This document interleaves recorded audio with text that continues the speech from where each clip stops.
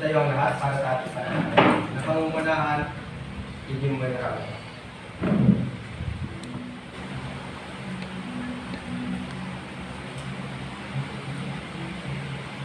Amen. Amen. Good afternoon, class. Good afternoon. Sir Montara, we're glad to see you. I'm glad to see you too. Bago kayo umupo, maaari niyo bang pulutin ang basurahan ng nasa inyong tapakan? Dito, tapo nyo sa tamang basurahan. Okay. So, bago tayo magsimula, ito ang aking mga paalala. Ito ang aking mga paalala sa ating room ng classroom.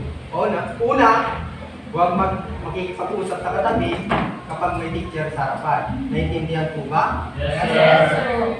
At pangalawa, huwag magse-cellphone pag hindi naman ito kinakailangan at hindi ko naman ito pinapahintulugan.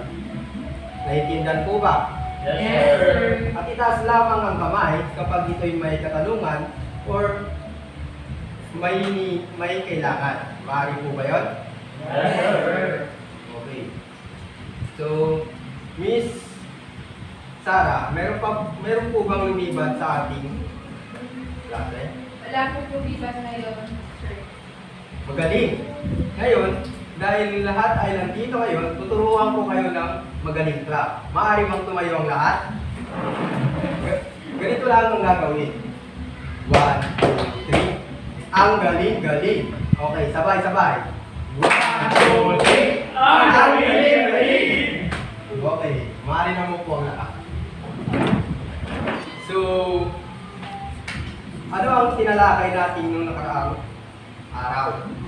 Sir, Yes, about most economics, sir. tama.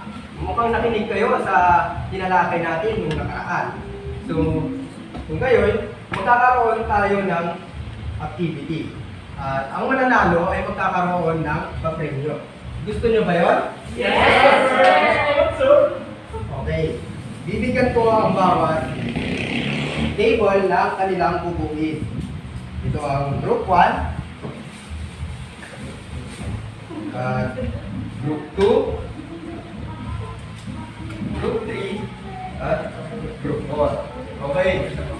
Mamaya nyo po na po buksan. Ito po ang ating gagawin. Bubuin nyo po ang ating mga binigay. At kapag ito ay una, itaas lamang ang kamay upang malaman ko na kayo ay tapos na. At sasabihin kung ano itong napo nyo. Naintindihan po ba? Yes, sir. Talaga lang ha? Yes, Okay, simulan na natin. Sir, Uy, mukhang unawa na ng group 3. Ano na po ano nila? ay didikit ba? Sa race po. Is tama. Dahil dyan, manalo ang group 3. Pakibuo na lang po ang mga retrato. Yun. Sir, tapos na ako, sir. Nice. Dahil dyan, bigyan kayo ng kapatid nyo dahil nakita. Okay. Sir, Ano po yan? last week. Tama.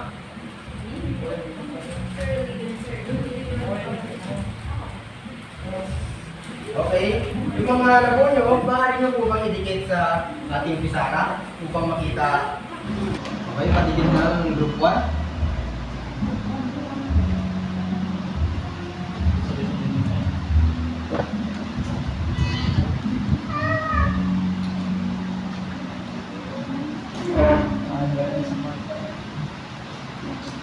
Okay. Galing. Ang group 2 naman.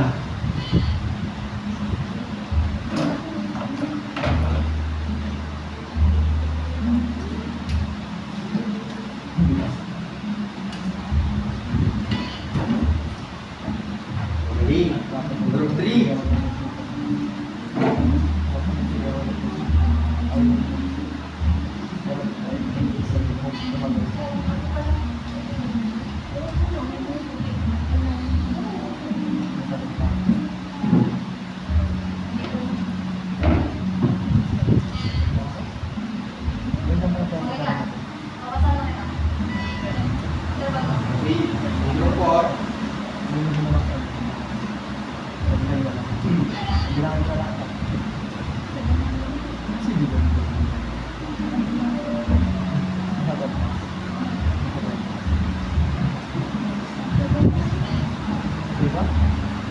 Sir.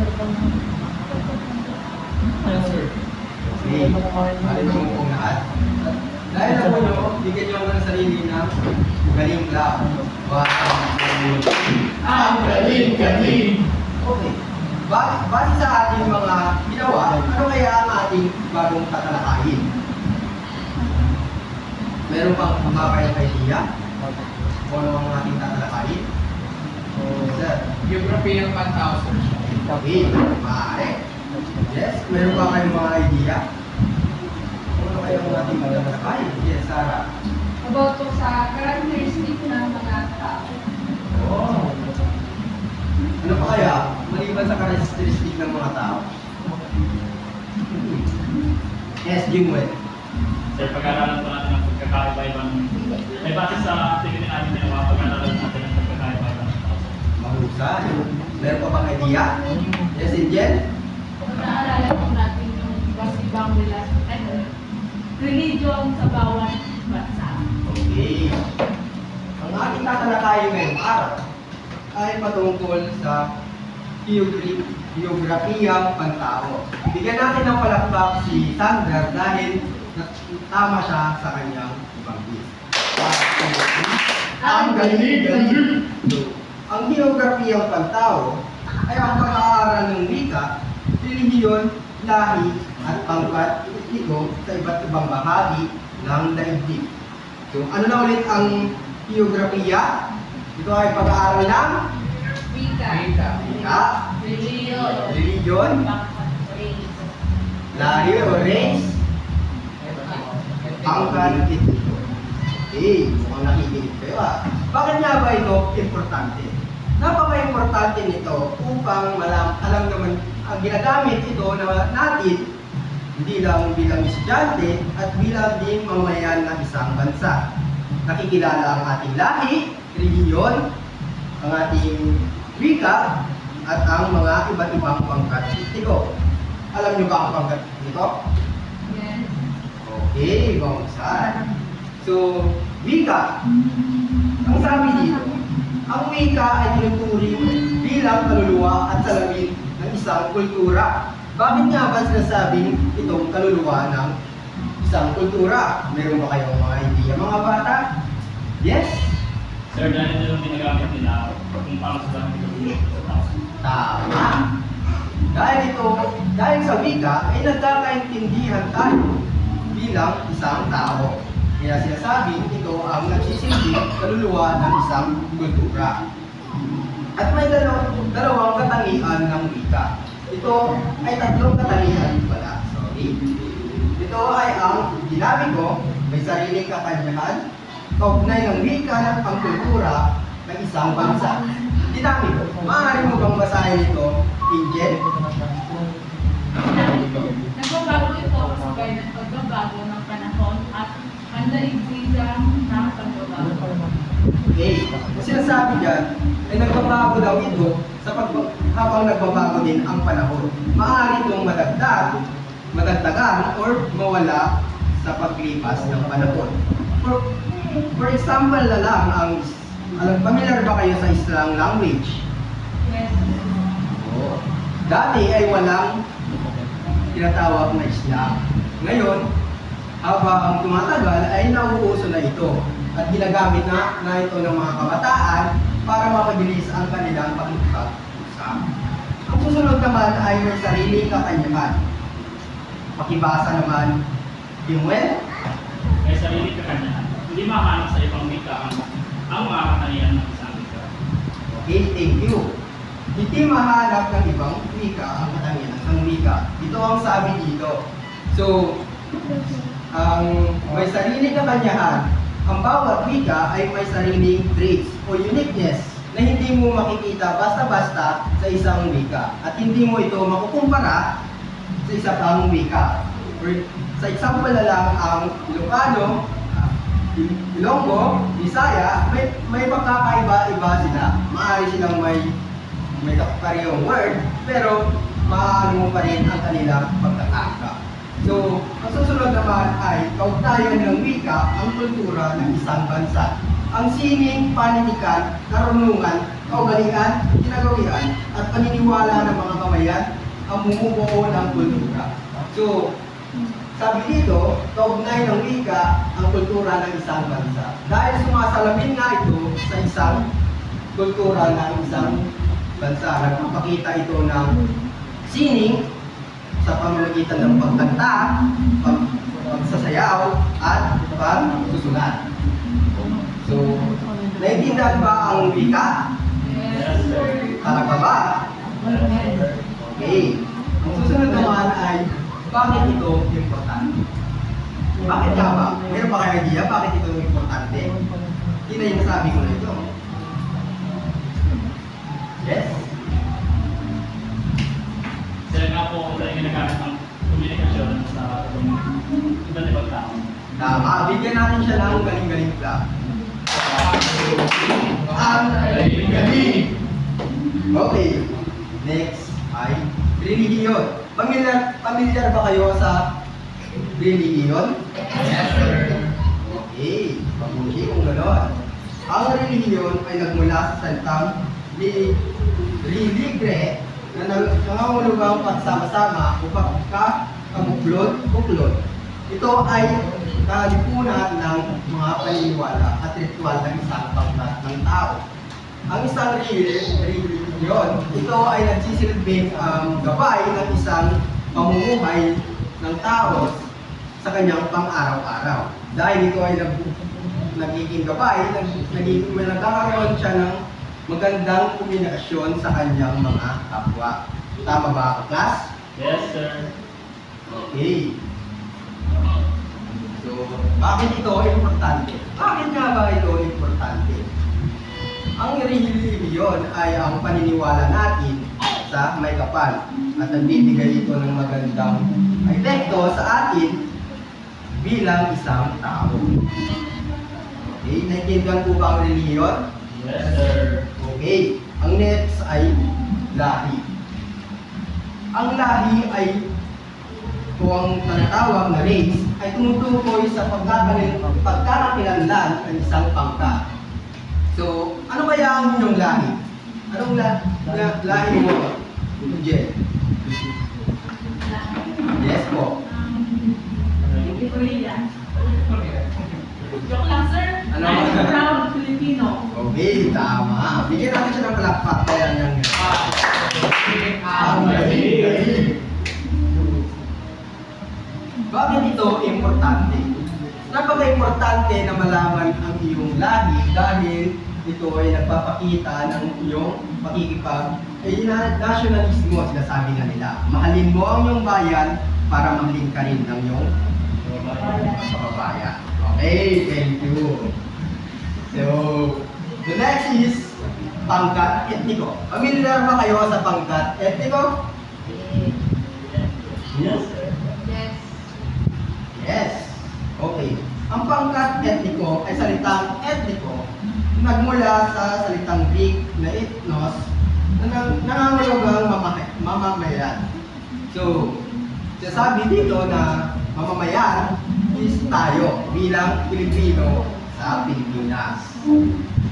Maliwanag ang pagkakahalala ng bawat pangkat etniko dahil pinagbubuklod ng mga magkakatulad ng kultura, pinagmulan, wika, at relihiyon. Tama ba ang class? Okay. Napaka-importante nito upang malaman kung taga saan ka. For example na lang is pumunta ka sa ibang lugar at nag-Ilocano ka doon. Maaari kang masasabi ka nilang nanggaling ka sa Ilocos region dahil nga madalas dito ay nag-Ilocano. Okay, naiintindihan po ba? Yes, sir. Okay. Ang susunod naman ay ang grupong etno-linguistiko. Ang pagkakapareho at pagkakaiba ng mga tao sa isang bansa ayon sa kultura. So, dito sa grupong etno-linguistiko ay may nagkakaroon ito ng diskriminasyon sa atin, lalong-lalo na sa mga ethnic or mga indigenous people. dahil nga sa kanilang mga katututan, pananalita, at mga Putis. Ano pa yun? Putis, sir. Putis. Okay, tama. So may dalawang batayan ng panghahating teknolohistik.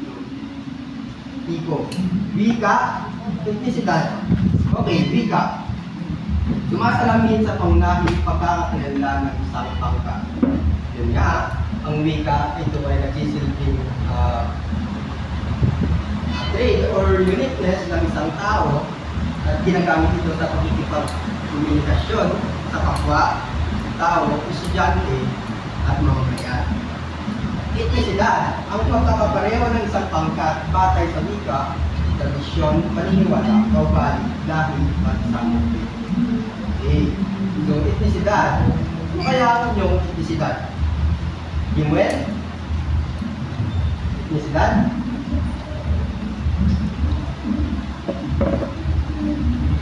Pilipino, sir. Okay, Pilipino. Yung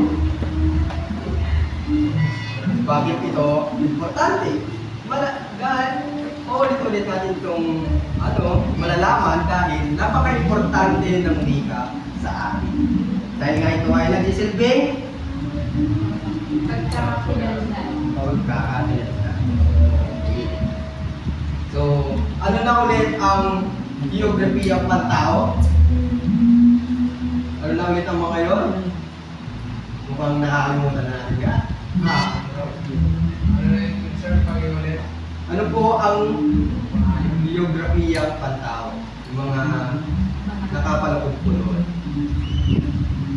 Yes, Sarah? Ang geography ng pantao is nakapaloob dito yung apat, which is yung language, wika, pangkat etniko, at religion. Okay, magaling. Dahil dyan, nakaroon ka ng pagkakasyon. Thank you, sir. Okay, may mga katanungan po ba? Wala na po. Ah, sir. Sigurado yan. Yes, sir. Okay. Kung gano'n, kung wala tayong katanungan, ako ang magtatanong. Pwede po ba yun? Yes, sir. Okay. So, dahil gusto ko ito ay maging pantay, bibigyan ko na kayo ng isang box. At magpapatugtog ako, at habang tumutugtog itong box ay sasagutin nyo. Maaari po ba yan? Yes, sir. Okay. So, pakiyawak ko muna po. Pagmintan mo.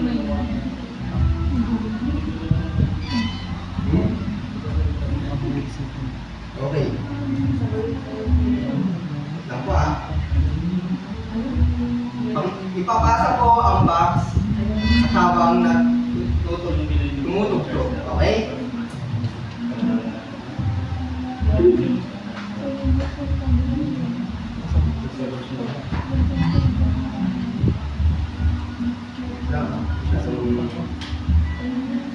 Mag-address ka ng aking Okay lang po yan, sir.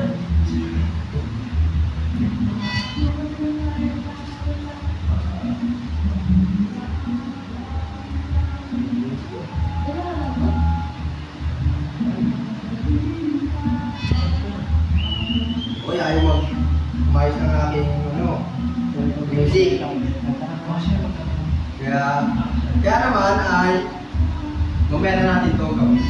Pwede po ba yan? Yes, sir. Yes, sir. Okay. Atin ko kayo sa dalawang grupo at gagawa kayo ng activities. Ang pangkat 1 ay gagawa ng concept map kung saan patungkol ito sa saklaw ng geografiyang pantao. So, ito ang group 1. Tapos ang group 2 naman po ay gagawa ng kahalagahan ng reliyon, wika, at lahi. Oh.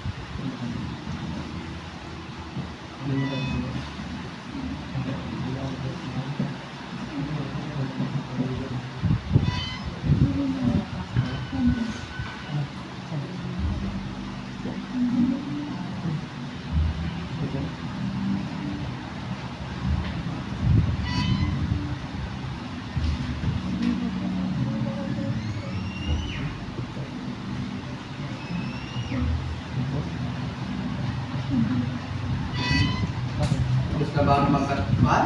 Yes, sir. Maaari mo bang i-representa dito sa harapan?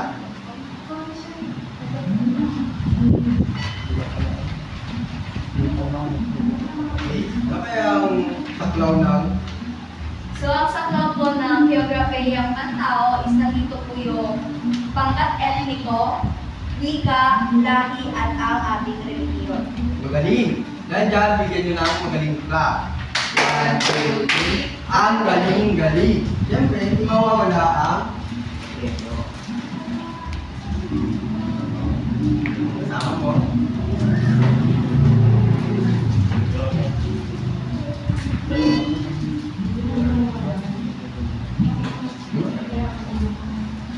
Okay, tapos na ba ang pangkabi? Yes, sir. Okay, maaari nang presenta dito sa harapan.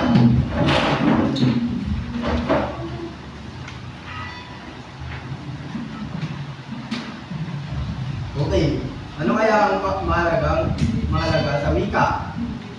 Wika, sir, is sa pagpapatuloy ng paggamit ng wika. Okay, ano yun? Sa pagpatuloy ng pananalig sa aming relihiyon. Okay, sa lahi. Sa pagpatuloy ng paggamit ng ating kultura, sir. Magaling. Bigyan ng pala. Clap, clap. Magaling. Dahil dyan, meron kayo.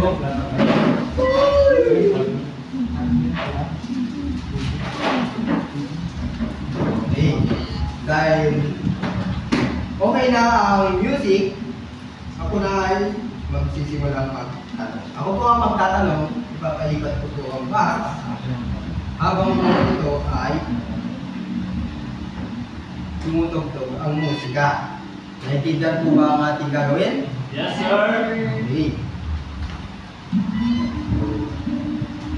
Simulan na natin.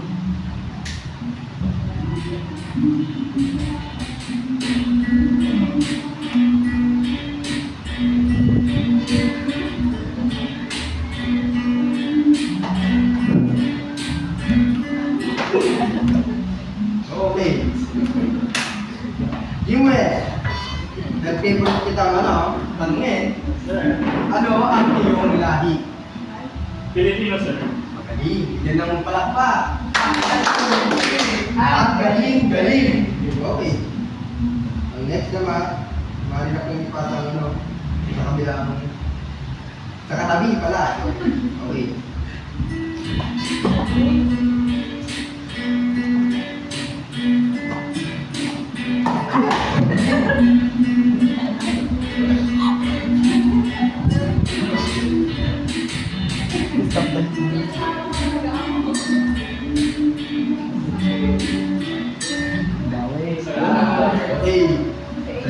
Sa'yo yun dyan, dahil daw kang natahawa. Ano ang iyong iyon? Ang religion ko ay MCGI, Member Church of God International. Okay, palakpakan. Ang galing-galing.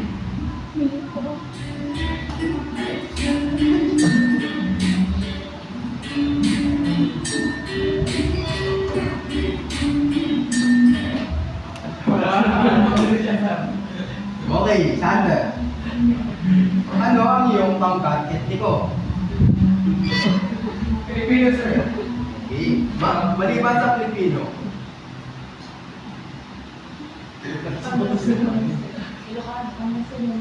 Ano kaya? Kaya na Ilocano, sir. Okay, magaling. Maaari ka bang magbigay ng example? Ng Ilocano word? Yung hindi po ano? Ano po? May pag-rabay, sir. Okay, palakpakan namin sila. At galing-galing. Mukhang alam na alam nyo na ang ating mga tinalakan. So, maaari pang maglabas ng one word at sagutan ang ating mga pagsusulit. Okay? Ready na po ba? Yes, sir. Okay. So, ano ang tinutukoy na pagkakatulad at pagkakaiba ng mga tao sa isang bansa o rehiyon batay sa wika?